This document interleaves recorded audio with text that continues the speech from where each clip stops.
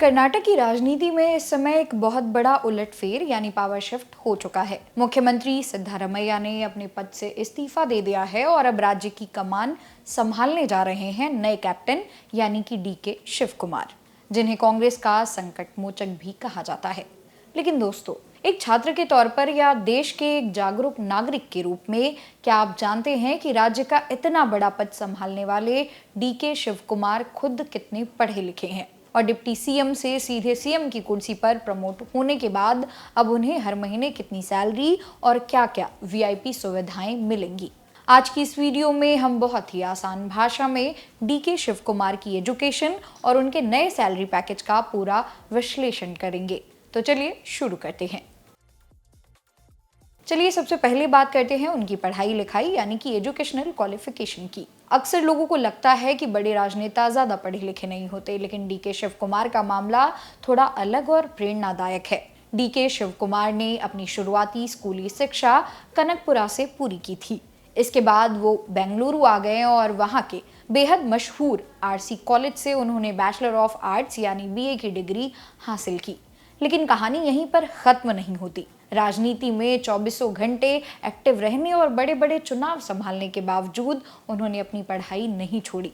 साल 2006 में उन्होंने कर्नाटक राज्य मुक्त विश्वविद्यालय से पॉलिटिकल साइंस यानी कि राजनीति विज्ञान में पोस्ट ग्रेजुएशन की डिग्री पूरी की। यानी जो राजनीति वो जमीन पर करते हैं उसकी उन्होंने बाकायदा डिग्री भी ली है। अब आते हैं उस सवाल पर जिसमें हर युवाओं को दिलचस्पी होती है कि आखिर इस बड़े प्रमोशन के बाद उनकी सैलरी कितनी बढ़ने वाली है। स्टूडेंट्स, आपको बता दें कि अभी तक डीके शिव कुमार राज्य के उप मुख्यमंत्री थे। एक मंत्री या डिप्टी सीएम के तौर पर उन्हें हर महीने 1.5 लाख से 2 लाख रुपए के बीच वेतन और भत्ते मिलते थे। लेकिन जैसे ही वे मुख्यमंत्री पद की शपथ लेंगे, उनकी सैलरी में बड़ा जंप आएगा।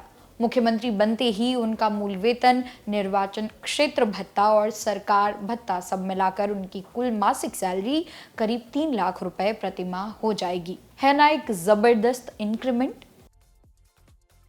एक मुख्यमंत्री को सिर्फ सैलरी नहीं मिलती, बल्कि उसके साथ मिलते हैं कुछ ऐसे आलीशान सरकारी विशेषाधिकार जो सिर्फ राज्य के मुखिया के पास होते हैं।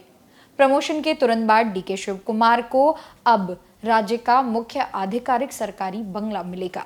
सुरक्षा की बात करें तो उन्हें देश की सबसे सुरक्षित कैटेगरी में एक यानी Z+ श्रेणी में सुरक्षा मिलेगी, जिसमें 24 घंटे कमांडो उनके साथ तैनात रहेंगे। इसके अलावा सड़कों पर चलने के लिए उनका अपना विशेष बुलेट प्रूफ गाड़ियों का काफिला होगा और राज्य या देश के दौरे पर जाने के लिए वे सरकारी विशेष विमान का इस्तेमाल भी कर सकेंगे। तो दोस्तों, कुल मिलाकर बात यह है कि कर्नाटक की राजनीति में 2.5 साल पहले जो पावर शेयरिंग फॉर्मूला तय हुआ था वो अब जमीन पर उतर गया है। 78 साल के सिद्धारमैया के बाद अब 64 साल के पोस्ट ग्रेजुएट नेता डीके शिव कुमार के कंधों पर पूरे राज्य को आगे ले जाने की एक बहुत बड़ी प्रशासनिक जिम्मेदारी है। एक स्टूडेंट के तौर पर आपको क्या लगता है, क्या राजनेताओं के लिए उच्च शिक्षा होना जरूरी है? अपनी राय नीचे कमेंट सेक्शन में जरूर लिखें। अगर आपको ये जानकारी आसान और दिलचस्प लगी हो तो वीडियो को लाइक करें, अपने दोस्तों के साथ शेयर करना ना भूलें।